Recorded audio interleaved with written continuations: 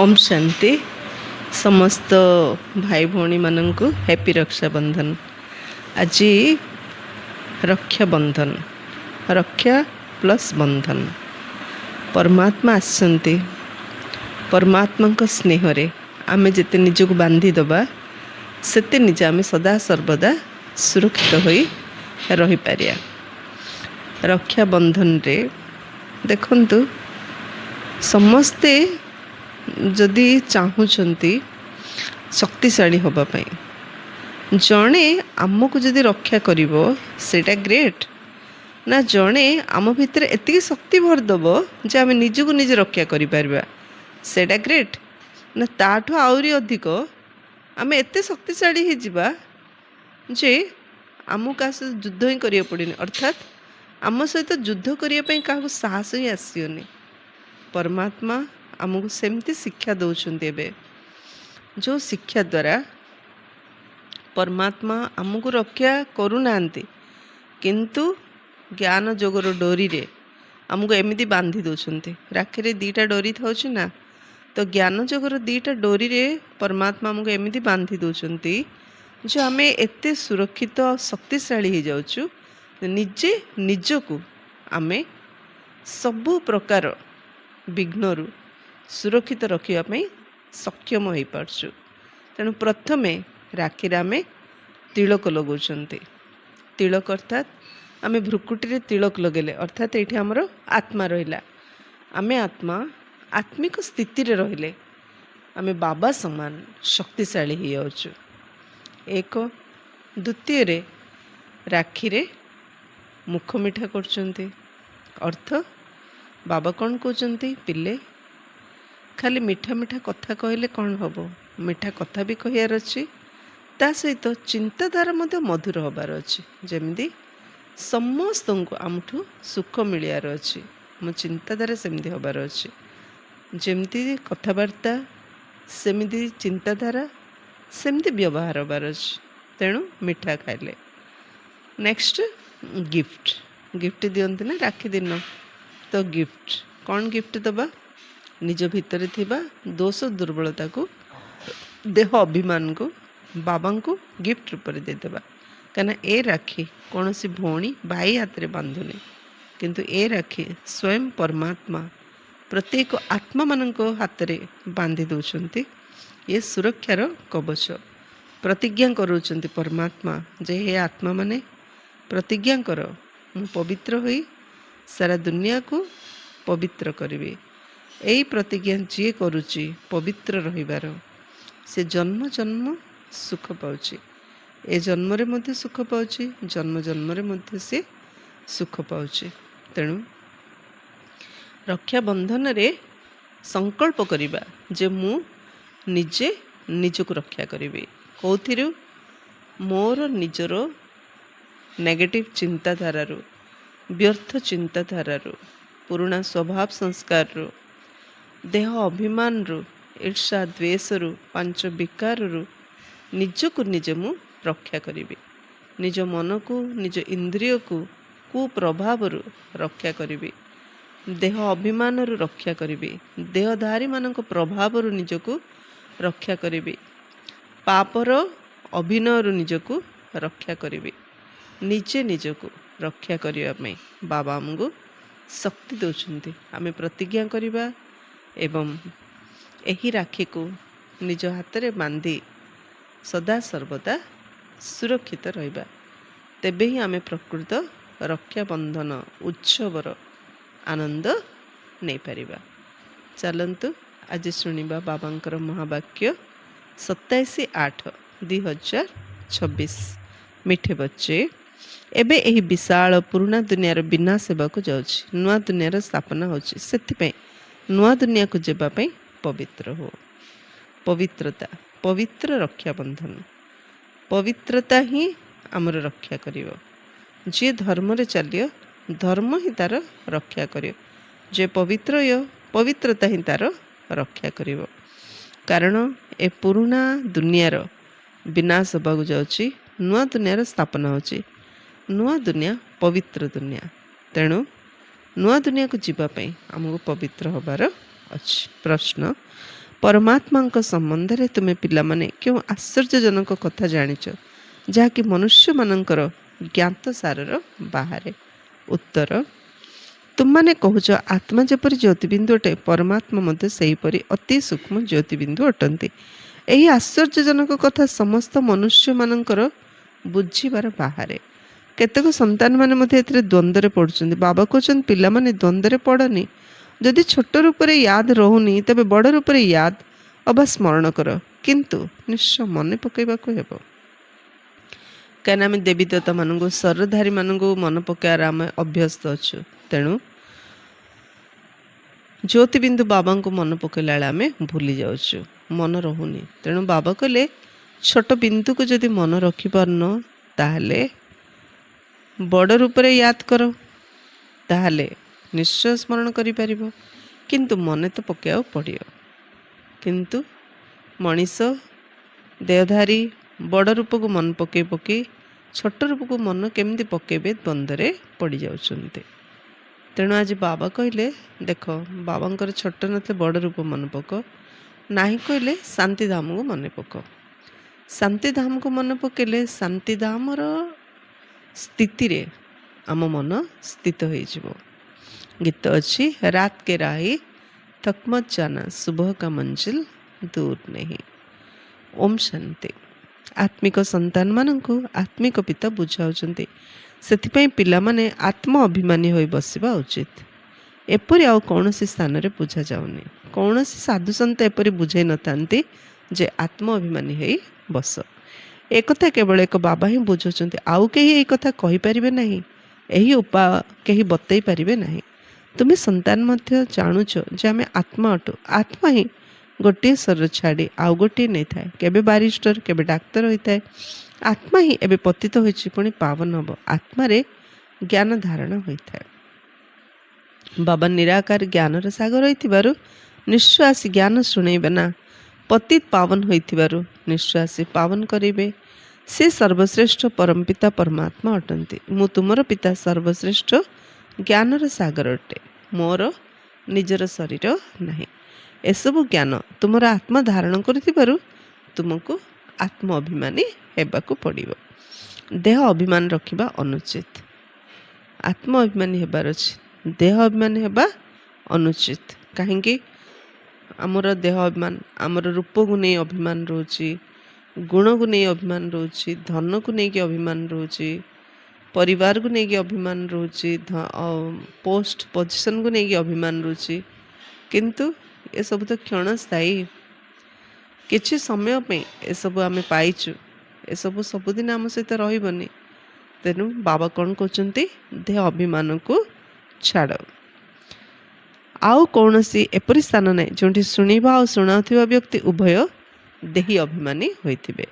ବାବା ତ ନିରାକାର ଅଟନ୍ତି। ସେ ଆସି ତୁମକୁ ରାଜ୍ୟକୁ ଶିଖାଉଛନ୍ତି। ବାକି ସବୁ ମନୁଷ୍ୟ ହେଉଛନ୍ତି ଦେହ ଅଭିମାନୀ। ଯଦିଓ ଏହି ଲକ୍ଷ୍ମୀନାରାୟଣଙ୍କ ନିମନ୍ତେ କୁହାଯିବ ଇଏ ଆତ୍ମ ଅଭିମାନୀ ଥିଲେ, ତଥାପି ଦେହ ଅଭିମାନ ତ ରହିଥାଏ ନା। ଏହି ଜ୍ଞାନ ପରମପିତା ପରମାତ୍ମା ହିଁ ଆସି ଦେଉଛନ୍ତି। ଆତ୍ମାକୁ ଧାରଣ କରିବାକୁ ହେବ। ଆତ୍ମାକୁ ହିଁ ପତିତରୁ ପାବନ ହେବାର ଯୁକ୍ତି ବତାଉଛନ୍ତି। ଏବେ ସମଗ୍ର ଦୁନିଆର ପତନ ହୋଇଛି, ପୁଣି ଉତ୍ଥାନ କରିବାକୁ ଆସୁଛନ୍ତି। ଏକଥା ତୁମେ ସନ୍ତାନମାନେ ଜାଣିଛ। ଡାଉନଫଲ୍ ଅର୍ଥାତ୍ ଡିଷ୍ଟ୍ରକ୍ସନ୍, ରାଇଜ୍ ଅର୍ଥାତ୍ କନଷ୍ଟ୍ରକ୍ସନ୍, ଅର୍ଥ ସ୍ଥାପନା ଓ ବିନାଶ। ସ୍ଥାପନା କାହାର? ନୂଆ ଦୁନିଆର, ସ୍ୱର୍ଗର ସ୍ଥାପନା, ପୁଣି ପୁରୁଣା ଦୁନିଆ ହେଲ୍ ନର୍କର ବିନାଶ। ଡିଷ୍ଟ୍ରକ୍ସନ୍ ଓ କନଷ୍ଟ୍ରକ୍ସନ୍। କଳିଯୁଗ ହେଉଛି ପୁରୁଣା ଦୁନିଆ। ଏହାର ବିନାଶ ନିଶ୍ଚୟ ହେବା ଦରକାର। ବିନାଶର ଲକ୍ଷଣ ହେଉଛି ଏ ମହାଭାରତ ଲଢ଼େଇ। ମହାଭାରତର ବୃତ୍ତାନ୍ତ ମହାଭାରତ ଶାସ୍ତ୍ରରେ ଦେଖାଇଥାନ୍ତି। ବାବା ବ୍ରହ୍ମାଙ୍କ ଦ୍ୱାରା ସ୍ଥାପନା କରୁଛନ୍ତି। ସେ ତ ନିଶ୍ଚୟ ନୂଆ ଦୁନିଆର ସ୍ଥାପନା କରିବେ ନା। ଏହା ହେଉଛି ବେହଦର ବିନାଶ ଓ ବେହଦର ସ୍ଥାପନ କାର୍ଯ୍ୟ। ବାବା ହିଁ ନୂଆ ଘର ପିଲାମାନଙ୍କ ପାଇଁ ତିଆରି କରିବେ, ପୁଣି ପୁରୁଣାର ନିଶ୍ଚୟ ଖଲାସ କରାଇବେ। ତୁମେ ଜାଣିଛ ବାବା ଏବେ ନୂଆ ଦୁନିଆ ସ୍ଥାପନ କରୁଛନ୍ତି। ତମ ପ୍ରଧାନରୁ ପୁଣି ଶତ ପ୍ରଧାନ କରିବା ପାଇଁ ଆମକୁ ପ୍ରସ୍ତୁତ କରୁଛନ୍ତି। ବିନାଶ ନିମନ୍ତେ ମହାଭାରତ ଲଢ଼େଇ ପ୍ରସିଦ୍ଧ। କହୁଛନ୍ତି ଏହା ସେହି ସମୟ ଅଟେ। ସେହି ତାରକାମାନେ ଆସି ପରସ୍ପର ସହିତ ମିଶିଛନ୍ତି ଯିଏ ମହାଭାରତ ସମୟରେ ଥିଲେ। ଗୋଟିଏ ଘର, ଗୋଟିଏ ଜାଗା, ନ ଭାଙ୍ଗିଲେ ସେଠି ନୂଆ ଘର ତିଆରି ହେବ କେମିତି? ଗୋଟିଏ ସଂସାର, ଗୋଟିଏ ଦୁନିଆ। ଇଏ ଯଦି ପରିବର୍ତ୍ତନ ନ ହେବ, ବିନାଶ ନ ହେବ, ତ ନୂଆ ଦୁନିଆ ଆସିବ କେମିତି? ତେଣୁ ବିନାଶ ତ ସୁନିଶ୍ଚିତ। ସେଇ ତାରକାମାନେ ପୁଣି ଆଉଥରେ ମିଶନ ଦେବେ ମହାଭାରତ ଯୁଦ୍ଧ ସମୟରେ ପୁରୁଣା ଦୁନିଆକୁ ବିନାଶ କରିବା ପାଇଁ। ଏହି ସିଢ଼ିରେ ମଧ୍ୟ ଲେଖାଯାଇଛି ଭାରତ ଉତ୍ଥାନ ଓ ପତନର ଅଦ୍ଭୁତ କାହାଣୀ। ଏହି ଧାଡ଼ିରେ କଳ୍ପ କଳ୍ପ ଅକ୍ଷର ମଧ୍ୟ ଆସିବା ଉଚିତ। ଆରମ୍ଭରୁ ଶେଷ ପର୍ଯ୍ୟନ୍ତ ମନୁଷ୍ୟ 84 ଜନ୍ମ ନେଉଛନ୍ତି। ଏକଥା ମଧ୍ୟ ତୁମ ବୁଦ୍ଧିରେ ଅଛି। ମନୁଷ୍ୟମାନଙ୍କ ବୁଦ୍ଧିରେ ତ ଏକଦମ ଗଡ଼ରେଜର ତାଲା ଲାଗିଯାଇଛି। ମନୁଷ୍ୟମାନଙ୍କ ବୁଦ୍ଧିରେ ଏକଦମ ଗଡ଼ରେଜର ତାଲା ଲାଗିଯାଉଛି। ବୁଝା ହିଁ ପଡ଼ୁନି, ବୁଦ୍ଧିରେ ପଶୁନି ଯେ ସତରେ ନିଜେ ଡାଇରେକ୍ଟ ଭଗବାନ ଆସିକି ଆମକୁ ଏବେ ପଢ଼ଉଛନ୍ତି। ଏହି କଥାକୁ ମନୁଷ୍ୟମାନେ ଜାଣିବା ଉଚିତ। ଆତ୍ମାମାନେ ଏଠାରେ ଅଭିନୟ କରିବା ପାଇଁ ଶରୀର ଧାରଣ କରୁଛନ୍ତି। ତେଣୁ ଡ୍ରାମାର ଆଦି ମଧ୍ୟ ଅନ୍ତର କ୍ରିଏଟର, ଡାଇରେକ୍ଟର, ମୁଖ୍ୟ ଆକ୍ଟର ଆଦିଙ୍କୁ ଜାଣିବା ଦରକାର ନା। ଏବେ ତୁମେ ଡ୍ରାମାର ଆଦି ମଧ୍ୟ ଅନ୍ତ, who is who, Sara drama ବିଷୟରେ ଆରମ୍ଭରୁ ନେଇ ଶେଷ ପର୍ଯ୍ୟନ୍ତ ଜାଣିଗଲଣି। ବାବାଙ୍କ ଦ୍ୱାରା ଏହି ସମସ୍ତ ଜ୍ଞାନ ମିଳୁଛି। ସୃଷ୍ଟି ଚକ୍ର କିପରି ଘୁରୁଛି, ଏହାକୁ ଆତ୍ମିକ ଜ୍ଞାନ କୁହାଯାଉଛି। ଶାରୀରିକ ଜ୍ଞାନକୁ ଫିଲୋସଫି କୁହାଯାଇଥାଏ, ଆତ୍ମିକ ଜ୍ଞାନକୁ ଜ୍ଞାନ କୁହାଯାଏ। ଏବେ ଏସବୁ କଥା ପିଲାମାନଙ୍କ ବୁଦ୍ଧିରେ ରହିଛି। ଶାରୀରିକ ଜ୍ଞାନକୁ ଫିଲୋସଫି କୁହାଯାଉଛି, ଆତ୍ମଜ୍ଞାନକୁ ଆତ୍ମଜ୍ଞାନ କୁହାଯାଏ, ସ୍ପିରିଚୁଆଲ ନଲେଜ କୁହାଯାଉଛି। ଏସବୁ ବୁଝିବାର ଅଛି। ପିଲାମାନେ ଜାଣିଛନ୍ତି ଏବେ 84 ଜନ୍ମ ନାଟକ ଶେଷ ହେବାକୁ ଯାଉଛି। ଏବେ ଆମେ ଘରକୁ ଯାଉଛୁ, କିନ୍ତୁ ପତିତ କେହି ଘରକୁ ଯାଇପାରିବେ ନାହିଁ। ନଚେତ୍ ଏତେ ଜପ ତପ ତୀର୍ଥ ଆଦି କାହିଁ କରୁଛନ୍ତି? ପବିତ୍ର ହେବା ନିମନ୍ତେ ଗଙ୍ଗା ସ୍ନାନ କରିବାକୁ ଯାଉଛନ୍ତି, କିନ୍ତୁ ଏହା ଦ୍ୱାରା କେହି ପବିତ୍ର ହୋଇପାରିବେ ନାହିଁ। ସେଥିପାଇଁ ଘରକୁ କେହି ଯାଇପାରିବେ ନାହିଁ। କାହାଣୀ ଓ ଗଳ୍ପ ବହୁତ କହୁଛନ୍ତି ଯେ ଅମୁକ ପାର ନିର୍ବାଣ ଧାମ ଗଲା, ଜ୍ୟୋତି ଜ୍ୟୋତିରେ ମିଶିଲା। ବାବା ବୁଝାଉଛନ୍ତି ଘରକୁ କେହି ଫେରି ଯାଇପାରିବେ ନାହିଁ। ସବୁ ଅଭିନେତା ଏଇଠାରେ ଅଛନ୍ତି। ଏବେ ନାଟକ ଶେଷ ହେଉଥିବାରୁ ସମସ୍ତେ ରଙ୍ଗମଞ୍ଚ ଉପରେ ଛିଡ଼ା ହେଇଛନ୍ତି। ବର୍ତ୍ତମାନ ସମସ୍ତେ ଏଠାରେ ଉପସ୍ଥିତ ଅଛନ୍ତି। ମନୁଷ୍ୟମାନେ ଜାଣିନାହାନ୍ତି ଯେ ବୌଦ୍ଧି, ଖ୍ରୀଷ୍ଟିଆନ ଆଦି କେଉଁଠି ଅଛନ୍ତି। ତୁମେ ଜାଣିଛ ଯେଉଁ ସବୁ ଆତ୍ମା ଉପରୁ ଏଠାକୁ ଆସିଛନ୍ତି ବର୍ତ୍ତମାନ ସମସ୍ତେ ତମ ପ୍ରଧାନ ହୋଇଯାଇଛନ୍ତି। ତମ ପ୍ରଧାନର ଶତପ୍ରଧାନ କଳ୍ପ ପୂର୍ବରୁ ମଧ୍ୟ ହୋଇଥିଲ। ବାବା ହିଁ ଆସି ସ୍ଥାପନା ବିନାଶ କରାଉଛନ୍ତି। କହିଥାନ୍ତି ମଧ୍ୟ ଏହି ଜ୍ଞାନ ରାଜାମାନଙ୍କର ରାଜା କରିଦେବ। ଅବିନାଶୀ ବାବା କହୁଛନ୍ତି ଯେ ମୁଁ ତୁମକୁ ରାଜାମାନଙ୍କର ରାଜା କରାଉଛି। କୃଷ୍ଣ ତ ସ୍ଥାପନା କରାଉନାହାନ୍ତି, କ୍ରିଏଟର ହେଉଛନ୍ତି ବାବା। ବାବା ହିଁ ଆସି ବୁଝାଉଛନ୍ତି ତୁମେ ମୋତେ ସେତେବେଳେ ଡାକୁଛ ଯେତେବେଳେ ସୃଷ୍ଟି ପତିତ ହୋଇଯାଇଛି।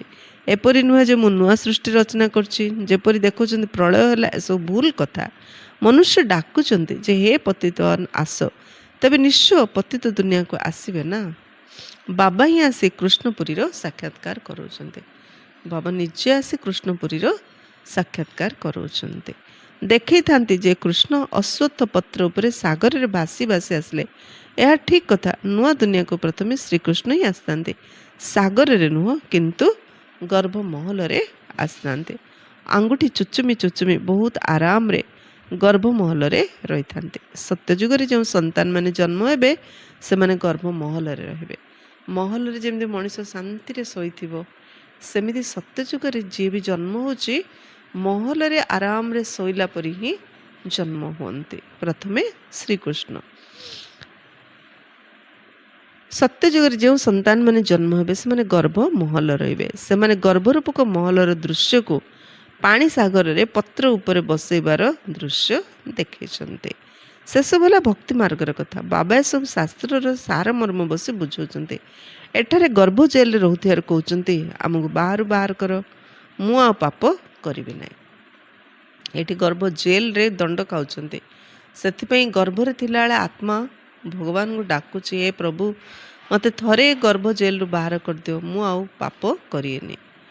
ହେଲେ ଯେମିତି ଜନ୍ମ ହେଉଛନ୍ତି ଧୀରେ ଧୀରେ ଶରୀର ବଡ଼ ହୋଇଗଲେ ବିକାର ବୁଦ୍ଧି ବେଶିଆ ବଢ଼ି ବଢ଼ି ଯାଉଛି, ଆଉ ପାପ ମଧ୍ୟ କରି କରି ଚାଲୁଛନ୍ତି। ତେଣୁ ଦେଖନ୍ତୁ ଆଜିକାଲି ପିଲାମାନେ ଗର୍ଭରୁ ହିଁ ମରିଯାଉଛନ୍ତି। ଜନ୍ମ ହେଲେ କମ୍ ଦିନରେ ହିଁ ମରିଯାଉଛନ୍ତି। କ'ଣ ପାଇଁ? ପ୍ରତିଜ୍ଞା କରୁଛନ୍ତି, ବାହାରୁଛନ୍ତି, ପୁଣି ପାପରେ ପାପ କରି ଚାଲୁଛନ୍ତି। ତେଣୁ କମ୍ କମ୍ ସମୟରେ ଜଲ୍ଦି ଜଲ୍ଦି ମରୁଛନ୍ତି। ଆଉ ମଣିଷ ସବୁଠୁ ଅଧିକ ଦଣ୍ଡ ଗର୍ଭ ଜେଲରେ ଭୋଗିଥାଏ। ଯେମିତି ସଂସାରରେ ଭୁଲ କାମ କଲେ ହିଁ ମଣିଷକୁ ସରକାର ଜେଲରେ ପୂରେଇକି ତାକୁ ଦଣ୍ଡ ଦିଅନ୍ତି। ଠିକ୍ ସେହିପରି ତାକୁ ଭଲ ଲୋକମାନଙ୍କ ସହିତ ମିଶିବାକୁ ଦିଅନ୍ତିନି। ଠିକ୍ ସେହିପରି ଆତ୍ମା ଯେତେବେଳେ ପାପ ଅଧିକ କରୁଛି ଗର୍ଭ ଜେଲକୁ ଯାଉଛି, ସେ କାହା ସହିତ ମିଶି ପାରିବନି। ସେ ଭିତରେ ରହିକି ସେ ପ୍ରାୟଶ୍ଚିତ କରିବାକୁ ବାଧ୍ୟ। ଯେତେ ମାସ ସେ ଭିତରେ ରହିଲା ଗର୍ଭ ଜେଲରେ, ସେତିକି ମାସ ସେ ପ୍ରାୟଶ୍ଚିତ କରିବ। ସାରା ଜୀବନ ସେ କ'ଣ କ'ଣ ନ କରିବା କାମ ସବୁ କରିଛି। କାହାକୁ ଦୁଃଖ ଦେଇଛି, କାହାକୁ କଷ୍ଟ ଦେଇଛି, କାହାକୁ ଦଣ୍ଡ ଦେଇଛି, ଦେହ ଅଭିମାନରେ ଅହଙ୍କାର ଆସି ସେ କ'ଣ ସବୁ କରିଛି, ସେ ସବୁ ବସିକିନା ସେ ଭିତରେ ରିଏଲାଇଜ୍ କରିବ ଆତ୍ମା। ତେଣୁ ବାବା କହିଲେ ଗର୍ଭ ଜେଲରେ ରହୁଥିବାରେ କହୁଛନ୍ତି ମୁଁ ବାହାରୁ ବାହାର କର, ମୁଁ ଆଉ ପାପ କରିନି। କିନ୍ତୁ ରାବଣ ଦୁନିଆରେ ପାପ ତ ହୋଇଥାଏ, ତେଣୁ ପାପ କରିବାରେ ଲାଗି ପଡ଼ନ୍ତି।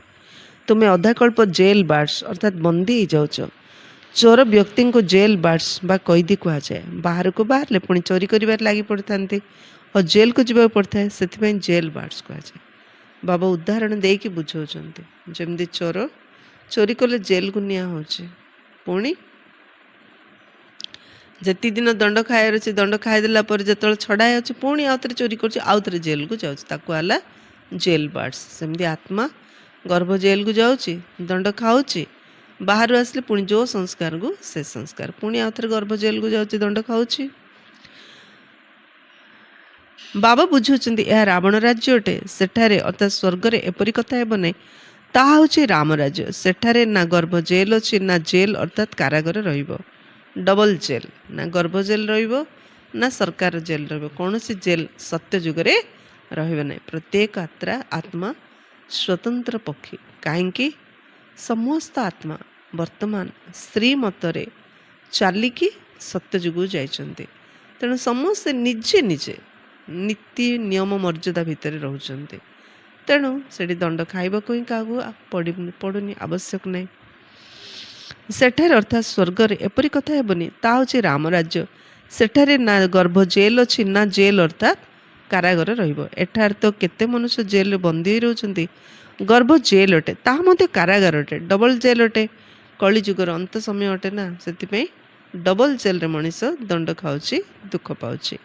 ବାବା ବୁଝୁଛନ୍ତି ତୁମେ ସନ୍ତାନ ମାନେ ଏବେ ସ୍ଥାପନା କାର୍ଯ୍ୟ କରୁଛ। ଉତ୍ଥାନ ଓ ପତନ ପ୍ରତ୍ୟେକ କଳ୍ପରେ ହୋଇ ଚାଲିଛି। ଉତ୍ଥାନ ଓ ପତନ ଦୁନିଆର ହୋଇଥାଏ। ଏଥିରେ ଭାରତର ମୁଖ୍ୟ ପାର୍ଟ ରହିଛି। ଗାୟନ ମଧ୍ୟ କରିଥାନ୍ତି, ଆତ୍ମା ପରମାତ୍ମା ଅଲଗା ରହିଲେ ବହୁ କାଳ। ତେଣୁ ଏହାର ମଧ୍ୟ ହିସାବ ଦରକାର ନା, କେଉଁ ଆତ୍ମା ମାନେ ବହୁତ କାଳରୁ ଅଲଗା ରହିଛନ୍ତି। ପ୍ରଥମେ ଦେବୀ ଦେବତା ଧର୍ମର ଆତ୍ମାମାନେ ପାଠ କରିବାକୁ ଏ ସଂସାର ନାଟକକୁ ଆସିଥାନ୍ତି।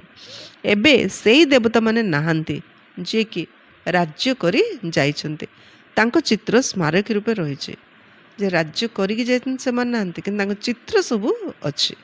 ରାଜତ୍ୱ ତ ଶେଷ ହୋଇଗଲା, ସ୍ୱର୍ଗ ରାଜ୍ୟ ଶେଷ ହୋଇଗଲେ ନର୍କ ଆସୁଛି, ଓ ପୁଣି ହେଲ୍ ବା ନର୍କ ଶେଷ ହେଲେ ହେଭେନ୍ ବା ସ୍ୱର୍ଗ ହେଉଛି। ଦିନ ପରେ ରାତି, ରାତି ପରେ ଦିନ, ଯେମିତି ନର୍କ ପରେ ସ୍ୱର୍ଗ, ସ୍ୱର୍ଗ ପରେ ନର୍କ। ତେଣୁ ନୂଆ ଦୁନିଆର ନିର୍ମାଣ ଓ ନର୍କର ବିନାଶ ହେଉଛି। ସ୍ଥାପନା କରିବା ନିମନ୍ତେ ସନ୍ତାନମାନଙ୍କର ଆବଶ୍ୟକତା ରହିଛି। ସେଠାରେ ମଧ୍ୟ ତୁମେ ହିଁ ରହିବ। ପ୍ରଥମେ ତୁମକୁ ଦୈବୀ ଗୁଣଧାରୀ ଦେବତା ହେବାକୁ ପଡ଼ିବ। ଗାୟନ ମଧ୍ୟ ରହିଛି ମନୁଷ୍ୟରୁ ଦେବତା। ବିକାରଯୁକ୍ତ ମନୁଷ୍ୟ ଅଟନ୍ତି ନା, ମନୁଷ୍ୟ ବିକାରଯୁକ୍ତ, ଦେବତା ସମ୍ପୂର୍ଣ୍ଣ ନିର୍ବିକାରୀ। ମଣିଷରୁ ଦେବତା ହେବା ପାଇଁ ଗୋଟେ ସେକେଣ୍ଡ ଅଛି। ଯେମିତି ନିଶ୍ଚୟ ହେଲା ମୁଁ ଆତ୍ମା ପରମାତ୍ମାଙ୍କ ସନ୍ତାନ, ତମ ଭିତରେ ଦୈବୀ ଗୁଣ ଆସିଯାଉଛି। ଭଗବାନ ୱାଚ୍ ଘର ଗୃହସ୍ଥରେ ରହି କମଳ ପୁଷ୍ପ ତୁଲ୍ୟ ହେବାକୁ ପଡ଼ିବ। ଏହା ମୃତ୍ୟୁ ଲୋକର ଅନ୍ତିମ ଜନ୍ମ। ବର୍ତ୍ତମାନ ପବିତ୍ର ହେବାକୁ ପଡ଼ିବ। ଏହାକୁ ଭଲ ଭାବରେ ବୁଝାଇବା ଉଚିତ। ଆମେ ମୃତ୍ୟୁ ଲୋକର ଅନ୍ତିମ ଜନ୍ମ ପବିତ୍ର ରହୁଛୁ। ବାବା କହୁଛନ୍ତି ଏ ବିକାର ଗୁଡ଼ିକ ଉପରେ ବିଜୟ ପ୍ରାପ୍ତ କରିବା ଦ୍ୱାରା ତୁମେ ବିଶ୍ୱର ମାଲିକ ହେବ। ପିଲାମାନେ ମଧ୍ୟ ବୁଝି ପୁଣି ଅନ୍ୟମାନଙ୍କୁ ବୁଝୁଛନ୍ତି ଯେ ଏହି ପୁରୁଣା ଦୁନିଆର ବିନାଶ ସମ୍ମୁଖରେ ଉପସ୍ଥିତ। ଏହା ସେଇ ମହାଭାରତ ଲଢ଼େଇ। କାମ ବିକାର ମହାଶତ୍ରୁଟେ, ସେଥିପାଇଁ ପ୍ରତିଜ୍ଞା କର। ରକ୍ଷାବନ୍ଧନ ନା, କାମ ବିକାର ମହାଶତ୍ରୁ, ଆଦି ମଧ୍ୟ ଅନ୍ତ ଦୁଃଖ ଦେଉଛି। ତେଣୁ ବାବା କହୁଛନ୍ତି ପ୍ରତିଜ୍ଞା କର। କ'ଣ ପ୍ରତିଜ୍ଞା କରିବା? ପବିତ୍ର ରହିବା ପାଇଁ। ନିଜେ ପବିତ୍ର ହେବା ସହିତ ଅନ୍ୟମାନଙ୍କୁ ମଧ୍ୟ ପବିତ୍ର କରିବା। ଏ ପ୍ରତିଜ୍ଞା ବାବାଙ୍କ ସାମ୍ନାରେ ଆଜି କରିବାର ଅଛି। ପ୍ରତିଜ୍ଞା କର। ଏବେ ତୁମେ ଜାଣୁଛ ଆମେ ପବିତ୍ର ହେଉଛୁ। ଏହି ପୁରୁଣା ଦୁନିଆର ବିନାଶ ନିଶ୍ଚୟ ହେବ। ଏହା ପୂର୍ବରୁ ପବିତ୍ର ନିଶ୍ଚୟ ହେବାକୁ ପଡ଼ିବ। ବିନାଶ ତ ହେବ, ତା ପରର କଥା ନ କହିଲେ ଭଲ। ହାହାକାର ହୋଇଯିବ। ବହୁତ ଦୁଃଖଦାୟକ ମୃତ୍ୟୁ ହେବ। ତୁମେ ଦେଖି ମଧ୍ୟ ପାରିବନି। କାର ଅପରେସନ୍ ହେଉଥିଲେ ଦୁର୍ବଳ ଲୋକେ ସେଠାରେ ରହିପାରନ୍ତି ନାହିଁ, ଅଚେତ ହୋଇଯାଆନ୍ତି।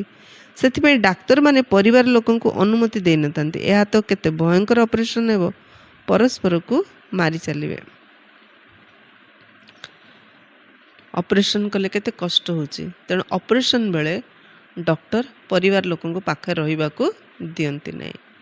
ଏବେ ସାରା ବିଶ୍ୱରେ ସମସ୍ତଙ୍କର ଅପରେସନ୍ ହେବ। ତେଣୁ ପରସ୍ପରକୁ ମାରି ଚାଲିବେ। ଏହା ହେଉଛି ବିକାରୀ ଦୁନିଆ, କଣ୍ଟାର ଜଙ୍ଗଲ। ସତ୍ୟଯୁଗକୁ କୁହାଯାଏ ଗାର୍ଡେନ୍ ଅଫ୍ ଫ୍ଲାୱାର୍ସ, ଅର୍ଥାତ୍ ଫୁଲର ବଗିଚା। ଦେବତାମାନେ ଚୈତନ୍ୟ ଫୁଲ ଅଟନ୍ତି ନା। ମନୁଷ୍ୟମାନେ ଭାବୁଛନ୍ତି ସ୍ୱର୍ଗରେ କୌଣସି ଏକ ଫୁଲର ବଗିଚା ରହିଛି। ଯାହା ଶୁଣୁଛନ୍ତି ତାହା କହିଦେଉଛନ୍ତି ଗାର୍ଡେନ୍ ଅଫ୍ ଆଲ୍ଲାହ କହୁଛନ୍ତି ନା, ପୁଣି ଧ୍ୟାନରେ ମଧ୍ୟ ଗାର୍ଡେନ୍ ଦେଖିଥାନ୍ତି। ଆଲ୍ଲାହ ହାତରେ ଫୁଲ ଦେଲେ। ବୁଦ୍ଧିରେ ହିଁ ଈଶ୍ୱରଙ୍କର ବଗିଚା ରହିଛି। ଭକ୍ତି ମାର୍ଗରେ ସାକ୍ଷାତକାର କରିବା ପାଇଁ ଭକ୍ତି କରିଥାନ୍ତି।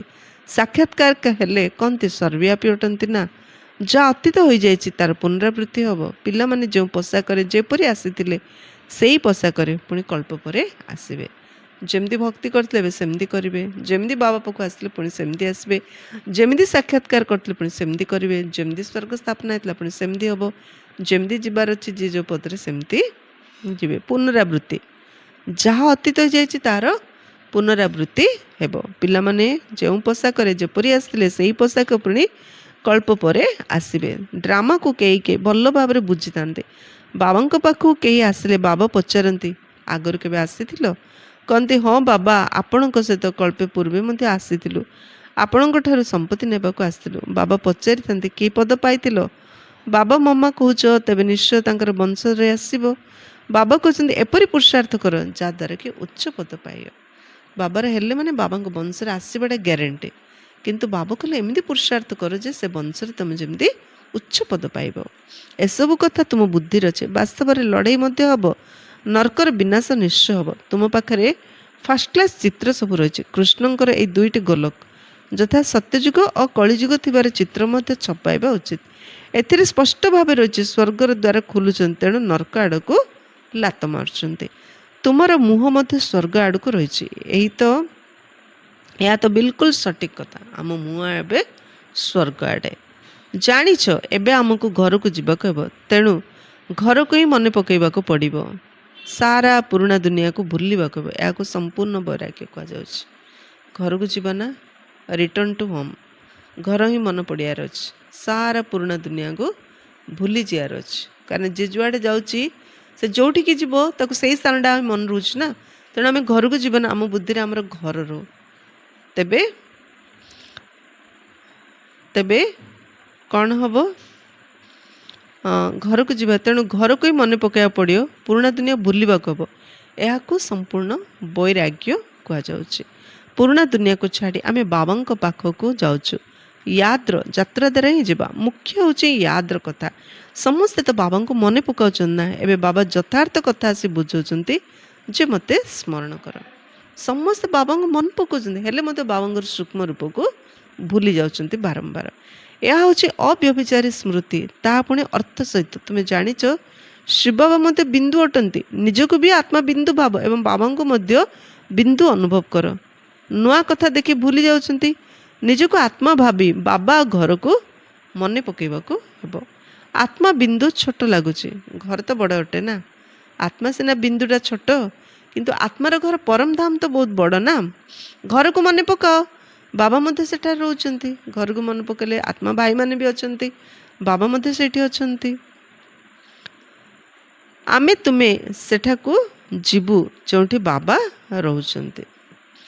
ବିନ୍ଦୁ ମନେ ରହୁନି। ଆଚ୍ଛା, ଘର ତ ମନେ ରହୁଛି ନା, ତା ହେଉଛି ଶାନ୍ତିଧାମ। ଅନ୍ୟଟି ହେଉଛି ସୁଖଧାମ, ଇଏ ହେଉଛି ଦୁଃଖଧାମ। ଏବେ ତୁମେ ପୁରୁଷାର୍ଥର କ୍ରମ ଅନୁସାରେ ପଢ଼ୁଛ, ପୁଣି ସୁଖଧାମକୁ ଯିବ। ବାବାଙ୍କର ସନ୍ତାନ ହୋଇଥିବାରୁ ନିଶ୍ଚୟ ସ୍ୱର୍ଗର ରାଜ୍ୟପଦ ଆବଶ୍ୟକ। ଦେଖ ବାବା କେତେ ସମ୍ମାନର ସହିତ କହୁଛନ୍ତି, ଯେହେତୁ ତୁମେ ମୋର ସନ୍ତାନ ତେଣୁ ନିଶ୍ଚୟ ରାଜ୍ୟପଦ ଆବଶ୍ୟକ। କଳ୍ପ ପୂର୍ବରୁ ମଧ୍ୟ ଶିବ ବାବା ଆସି ସ୍ୱର୍ଗର ରାଜ୍ୟପଦ ଦେଇଥିଲେ। ତୁମେ ଭୁଲି ଯାଇଛ। ବାବା କହୁଛନ୍ତି ଏବେ ପୁନର୍ବାର ଆସି ତୁମକୁ ବାଦଶାହୀ ଦେବା ପାଇଁ। କେତେ ଥର ତୁମେ ରାଜତ୍ୱ ନେଇ ପୁଣି ହରାଇ ଦେଇଛ। ଅଗଣତି ଥର ତୁମେ ସମ୍ପତ୍ତି ନେଇଛ, ପୁଣି ଏପରି ବାବାଙ୍କୁ କାହିଁକି ଭୁଲି ଯାଉଛ? ଅଗଣତି ଗଣି ପାରିବାନି ଏତେ ଥର ବାବାଟା ସମ୍ପତ୍ତି ନେଇଛନ୍ତି। ହେଲେ ମଧ୍ୟ ବାବାଙ୍କୁ ଆମେ କାହିଁକି ଭୁଲି ଯାଉଛନ୍ତି? ବାବା ପଚାରୁଛନ୍ତି, ପ୍ରଶ୍ନ ପଚାରୁଛନ୍ତି। ମାୟାର ତୁଫାନ ସହିତ ତୁମର ବହୁତ ଲଢ଼େଇ ଚାଲିଛି। ସେଥିପାଇଁ ନାଟକ ମଧ୍ୟ ଦେଖାଉଛନ୍ତି। ମାୟା ସେପଟକୁ, ପ୍ରଭୁ ଏପଟକୁ ଟାଣୁଛନ୍ତି। ଜ୍ଞାନରେ ବିଘ୍ନ ପଡ଼ୁନି, ବିଘ୍ନ ତ ଯୋଗରେ ପଡ଼ୁଛି। ଏଥିରେ ହିଁ ମେହନତ ଅଛି।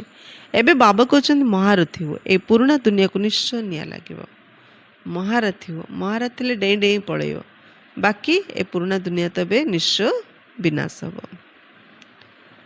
ନିଆଁ ଲାଗିବ। ଏ ଅବିନାଶୀ ଯଜ୍ଞରେ ସମଗ୍ର ପୁରୁଣା ଦୁନିଆ ସୁହା ହେଇଯିବ। ତେଣୁ ମହାବୀର ମଧ୍ୟ ହେବାକୁ ପଡ଼ିବ। ତୁମ ସନ୍ତାନମାନଙ୍କୁ ଅଖଣ୍ଡ ଅଟଳ ରାଜ୍ୟ ମିଳିବ। ମହାବୀର ହେବାର ଅଛି। ଆମକୁ ଅଖଣ୍ଡ ଅଟଳ ରାଜ୍ୟ ମିଳିବ। ତୁମର ବୁଦ୍ଧି ଯୋଗ ବାବାଙ୍କ ସହିତ ଏପରି ରହୁ, ଯେତେ ବି ତୁଫାନ ଆସିଲେ ମଧ୍ୟ ମାୟା କିଛି କରିପାରିବ ନାହିଁ। ଏହା ହେଉଛି ତୁମର ଶେଷ ସମୟର ଅବସ୍ଥା, ଯେତେବେଳେ ଟ୍ରାନ୍ସଫର ହେବାକୁ ପଡ଼ିଥାଏ। ମାୟା କେମିତିଆ ରୂପ ନେଇକି ଆସୁ ଆସୁ ଆମର କିଛି ହେଲେ କରିପାରିବନି। ଯେପରି ସ୍କୁଲରେ ବର୍ଷ ଶେଷକୁ ପରୀକ୍ଷା ହେଇଥାଏ, ତୁମର ମାଳା ମଧ୍ୟ ଶେଷ ସମୟରେ ତିଆରି ହେବ। ତୁମକୁ ବହୁତ ସାକ୍ଷାତକାର ହେବ। ଅମୁକ ଏ ପଦ ପାଇବ, ଅମୁକ ଏ ପଦ ପାଇବ, ଇଏ ଦାସୀ ହେବ, ଏସବୁ କହିବେ। ସେ ସମୟରେ କିଛି କରିପାରିବ ନାହିଁ। ପଶ୍ଚାତାପ କରିବାକୁ ପଡ଼ିବ, ମୁଁ ଏ କ'ଣ କଲି। ସାକ୍ଷାତକାର କରିବେ ନା, କହିଦେବେ କିଏ କେଉଁ ପଦରେ ଅଛନ୍ତି, ତ ସେତେବେଳେ କଷ୍ଟ ତ ଲାଗିବ। ମୁଁ କାହିଁ ଭଲରେ ପୁରୁଷାର୍ଥ କଲିନି, ଛୋଟ ପଦ ପାଇଲି ବୋଲିରେ। ଶ୍ରୀମତରେ କାହିଁକି ଚାଲିନି, ମୁଁ ଏସବୁ କ'ଣ କଲି। ଡାଇରେକ୍ଟ ବାବା ଆସି କହିଲେ, ହେଲେ ମଧ୍ୟ ମୁଁ କାହିଁ ବୁଝିପାରିଲିନି, କରିପାରିଲିନି। ଏକ। ଦ୍ୱିତୀୟରେ ମୁଁ ଶ୍ରୀମତରେ କାହିଁକି ଚାଲିଲିନି। କିନ୍ତୁ ସେ ସମୟରେ ତ କିଛି ହୋଇପାରିବନି। ଏପରି ବହୁତ ପଶ୍ଚାତାପ କରିଥାନ୍ତି। ମନୁଷ୍ୟ କାହାର ହତ୍ୟା କରି ପଛରେ ପଶ୍ଚାତାପ କରିଥାନ୍ତି, କିନ୍ତୁ ହତ୍ୟା ତ ହେଇଗଲା, ଆଉ କ'ଣ କରାଯାଇପାରିବ। ହତ୍ୟା କରି ମଧ୍ୟ ପରେ ପଶ୍ଚାତାପ କରୁଛନ୍ତି। ବାବା କହିଲେ ହତ୍ୟା ତ ହେଇଗଲା, ଆଉ କ'ଣ କରାଯାଇପାରିବ। ସେଥିପାଇଁ ବାବା କହୁଛନ୍ତି ଗଫଲତ ଅର୍ଥାତ୍ ଠକାମି କରନି, ନିଜର ପୁରୁଷାର୍ଥ କରିଚାଲ। ଆମେ ଯଦି କୌଣସି ବି କଥାରେ ଠକୁଛେ, କାହାକୁ ଠକି, ଆମେ ବାବାଙ୍କୁ ଠକିପାରିବା, କେଉଁ ମଣିଷ ଠକିପାରିବା। ଆକ୍ଚୁଆଲି ଆମେ ନିଜକୁ ନିଜେ ଠକୁଛନ୍ତି। ତେଣୁ ଠକାମି ଛାଡ଼, ପୁରୁଷାର୍ଥ କର, ଉଚ୍ଚ ପଦ ପ୍ରାପ୍ତ କର। ଆଚ୍ଛା, मीठे मीठे सिकिलधे बच्चों प्रति माता पिता बाप दादा का याद प्यार और गुड मॉर्निंग। रूहानी बाप की रूहानी बच्चों को नमस्ते। हम रूहानी बच्चों की रूहानी बाप दादा को याद प्यार गुड मॉर्निंग और नमस्ते नमस्ते नमस्ते। धारणा पाई मुख्य सारांश नंबर 1। 84 जन्मर नाटक एवं शेष होछि। घर को फेरी जीवाक हेब। सेथिपई आत्माभिमानी होई पावन हेबाकु पड़ियो। देह अभिमान को छाड़िबाकु हेब। 84 जन्म नाटक शेष होछि। आमको एबे घर को फेरियार अछि। सेठी आत्माभिमानी हेरी पावन होबार अछि। देह अभिमान छाड़ियार अछि। सेकेंड, यथार्थ भाव निजको आत्मा बिंदु मन करी बिंदु बाबांकर अव्यभिचारी स्मृति रहिबाकु हेब। महावीर सदृश निजर अवस्था को अचल अटल करबाकु हेब। यथार्थ भाव मु आत्मा बिंदु मन करिकी बिंदु बाबांकर अव्यभिचारी स्मृति रे रहिबाकु हेब। महावीर सदृश निजर अवस्था को अचल अटल करबाकु हेब। का कथारे भाष्या गबनी, श्रीमत अनुसार चलिया, निजर स्थिति पूरा अचल अडल करिया। वरदान, व्यर्थ रूपक चित्र को बंद करी समर्थ होतिया कम खर्च वाला आत्मा हो। संगम जुगरे बाप दादा द्वारा जो सब संपत्ति गुड़िक मिली ताकू व्यर्थ रे नष्ट होबार रक्षा कर। जहाँ भी संपत्ति बाबा गोटे मिलूँ ताकू व्यर्थ रे नष्ट होबार रक्षा कर। बाबा कहले जहाँद्वारा कम खर्च वाला आत्मा हो किणिया पड़लानी। जोड़ा थिला सेटा केयर नेल, सेटा तुम काम पड़ी आसला, तो कम खर्च वाला नासी नेल, कम खर्च सब कम होगा तुमर। तबे व्यर्थटार सुरक्षित रहिबा अर्थ समर्थ। समर्थ किए हो पारे जे व्यर्थटार निजको सुरक्षित रखिबो सी ही समर्थ हो पारे।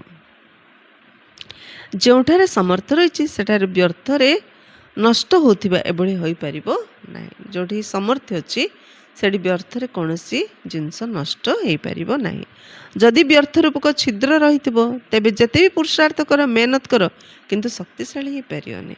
अमृत हांडी रे जदि छोटिए कणाड़ी करदबा, छिद्रटी करदबा, तो अमृत जाग तो धीरे धीरे हांडी रे पूरा काली की पळैयो।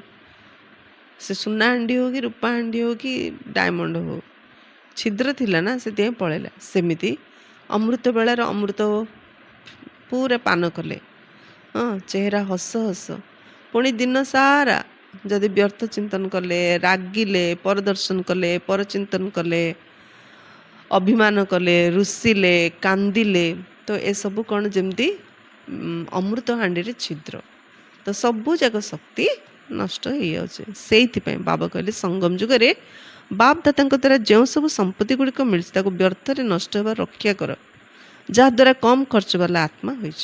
ଯାହା ବି ସମ୍ପତ୍ତି ମିଳୁଛି ତାକୁ ବ୍ୟର୍ଥରେ ନଷ୍ଟ କରନି, କମ୍ ଖର୍ଚ୍ଚ କର, କମ୍ ଖର୍ଚ୍ଚ ବାଲା ନସିନ ହୁଅ, ତାହେଲେ ବ୍ୟର୍ଥରେ ନଷ୍ଟ ହେବାରୁ ରକ୍ଷା କର ସମ୍ପତ୍ତି ଗୁଡ଼ିକ। ସବୁ ସମ୍ପତ୍ତି ଯେମିତି ଧନ ଯେମିତି ସମ୍ପତ୍ତି, ସେମିତି ଆମର ସଂକଳ୍ପ ମଧ୍ୟ ସମ୍ପତ୍ତି, ଆମର ନିଶ୍ୱାସ ମଧ୍ୟ ସମ୍ପତ୍ତି, ଆମର ସମୟ ମଧ୍ୟ ସମ୍ପତ୍ତି। ଏସବୁ ସମ୍ପତ୍ତିକୁ ବଚତ କରିବାର ଅଛି। ଯେଉଁଠାରେ ସମର୍ଥି ରହିଛି ସେଟା ବ୍ୟର୍ଥରେ ନଷ୍ଟ ହେଉଥିବ, ଏଭଳି ହୋଇପାରିବନି। ଯେଉଁଠି ସମର୍ଥ୍ୟ ଅଛି ସେଠି କେବେ ବ୍ୟର୍ଥରେ ନଷ୍ଟ ହେବନି। ଯଦି ବ୍ୟର୍ଥ ରୂପକ ଛିଦ୍ର ରହିଥିବ ତେବେ ଯେତେ ବି ପୁରୁଷାର୍ଥ କର, ମେହନତ କର, କିନ୍ତୁ ଶକ୍ତିଶାଳୀ ହେଇପାରିବନି। ବ୍ୟର୍ଥ ରୂପକ ଛିଦ୍ର ଯଦି ଗୋଟେ ଅଛି, ପରଚିନ୍ତନ, ପରଦର୍ଶନ କରିବାର, ପର ନିନ୍ଦା କରିବାର, ପର ଚୁଗୁଲି କରିବାର, ପରକୁ ଦେଖିବାର, ଏ ଛୋଟିଆ ଛିଦ୍ରଟା ଥିଲେ ମଧ୍ୟ ଆମେ ଯାହା ସବୁ ମାନେ ଶକ୍ତି ନିଜ ଭିତରେ ରଖିଥିଲେ, ଗୁଣ ନିଜ ଭିତରେ ରଖିଥିଲେ, ସବୁ ଲିକ୍ ହେଇଯିବ। ଯଦି ବ୍ୟର୍ଥ ରୂପକ ଛିଦ୍ର ରହିଥିବ ତେବେ ଯେତେ ବି ପୁରୁଷାର୍ଥ କର, ମେହନତ କର, କିନ୍ତୁ ଶକ୍ତିଶାଳୀ ହେଇପାରିବନି। ଯଦି ବ୍ୟର୍ଥ ସଂକଳ୍ପ ଚାଲୁଛି କାହା ବିଷୟରେ ବି କି ନିଜ ବିଷୟରେ, ତ ପ୍ରଥମେ ଯେମିତି ଶକ୍ତିଶାଳୀ ଥିଲେ ସେମିତି ଶକ୍ତିଶାଳୀ ହେଇପାରିବ ନାହିଁ। ସେଥିପାଇଁ ଛିଦ୍ର ଗୁଡ଼ିକୁ ଚେକ୍ କରି ଯଦି ବନ୍ଦ କରିଦେବ ତେବେ ସମର୍ଥ ଆତ୍ମା ହେଇଯିବ। ତେଣୁ ଛିଦ୍ର ଯାହା ଚେକ୍ କରିକିରି ଚେଞ୍ଜ କରିବାର ଅଛି, ବନ୍ଦ କରିବାର ଅଛି, ତାହେଲେ ଆମେ ସମର୍ଥ ଆତ୍ମା ହେଇଯିବା। ସ୍ଲୋଗାନ: ଘର ଗୃହସ୍ଥ ରହି ସମ୍ପୂର୍ଣ୍ଣ ପବିତ୍ର ରହିବା, ଏହା ହିଁ ଯୋଗୀ ବା ଜ୍ଞାନୀ ଆତ୍ମାର ଚ୍ୟାଲେଞ୍ଜ ଅଟେ। ଘରେ ରହିକି ପବିତ୍ର ହେଇକି ଦେଖେଇବେ। ଘରେ ରହିକି କ'ଣ କରିଥିଲେ? ସମ୍ପୂର୍ଣ୍ଣ ପବିତ୍ର ହେବା ପାଇଁ ଯୋଗୀ ଓ ଜ୍ଞାନୀ ଆତ୍ମାର ଚ୍ୟାଲେଞ୍ଜ ଅଟେ। ଅବ୍ୟକ୍ତ ଇଶାରା: ଅପବିତ୍ରତାର ବୀଜକୁ ମଧ୍ୟ ସମାପ୍ତ କରି ସମ୍ପୂର୍ଣ୍ଣ ସ୍ୱଚ୍ଛ ଅର୍ଥାତ୍ ପବିତ୍ର ହୁଅ। ପରମାତ୍ମା ଜ୍ଞାନର ନବୀନତା ହେଲା ପବିତ୍ରତା। ସ୍ୱୟଂ ପରମାତ୍ମା ସେ ଆମକୁ ଜ୍ଞାନ ଦେଉଛନ୍ତି। ଏ ଜ୍ଞାନର ନବୀନତା ହେଉଛି ପବିତ୍ରତା। ତୁମେମାନେ ଶୁଦ୍ଧ ଗର୍ବର ସହିତ କହୁଛ ନା, ନିଆଁ ଏବଂ ତୁଳା ଏକାଠି ରହୁଥିଲେ ମଧ୍ୟ ନିଆଁ ଲାଗିପାରିବ ନାହିଁ। ଶୁଦ୍ଧ ଗର୍ବର ସହିତ କହୁଛ ଯେ ନିଆଁ ତୁଳା ଏକାଠି ରହିଲେ ମଧ୍ୟ ତୁଳାକୁ ନିଆଁ ଲାଗିବ ନାହିଁ। ତୁମମାନେ ଭାଷଣରେ ମଧ୍ୟ କହୁଛ ଯେ ପବିତ୍ରତା ବିନା ଯୋଗିତ୍ୱ ଆତ୍ମା, ଜ୍ଞାନିତ୍ୱ ଆତ୍ମା ହୋଇପାରିବ ନାହିଁ। ତେଣୁ ଏ ଚ୍ୟାଲେଞ୍ଜକୁ ଏବେ ବାସ୍ତବିକ ରୂପରେ କରି ଦେଖାଅ। ଚ୍ୟାଲେଞ୍ଜ ଦେଲେ ନା, ତେଣୁ ଏବେ ଚ୍ୟାଲେଞ୍ଜକୁ ବାସ୍ତବିକ ରୂପରେ କରିକି ଦେଖାଇବାର ଅଛି। ଆଚ୍ଛା, ଓମ୍ ଶାନ୍ତି।